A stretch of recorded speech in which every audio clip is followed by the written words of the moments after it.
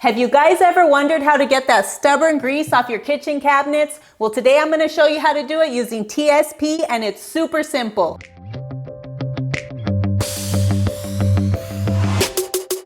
I've already cleaned this one with TSP, and look at the difference. I pulled these out of a house I'm flipping, and this one sat right above the stove, so it has a lot of grease on it. Yuck. So let's mix up the TSP and see how well it'll clean it up. I picked up these nitrile gloves just to protect my hands from the chemicals. They're a little expensive, about 20 bucks, but I think it's worth it. And I'm gonna mix the TSP by the instructions on the box. And it just takes a little bit.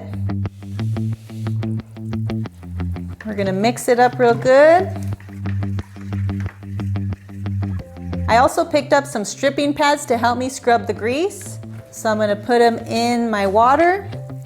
And you're supposed to mix TSP with warm water. And then I have a bucket of clean warm water over here so I can rinse it off with. I'm gonna squeeze out my sponge a little bit and then just start cleaning.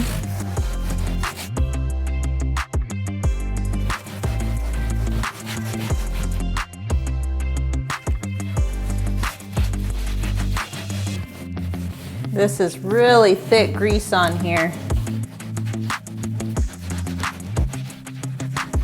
So what you want to do is scrub it with your pad. Scrub it really good. And then you take your washcloth with the warm water on it and just wipe off that extra grease. Then you can take a stick and put a towel on it so you can get in those little corners that are hard to reach.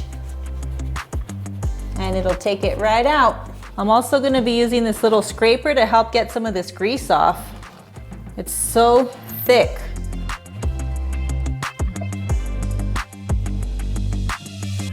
I'm just trying to get all this gunk off so that I can sand them and then repaint them white.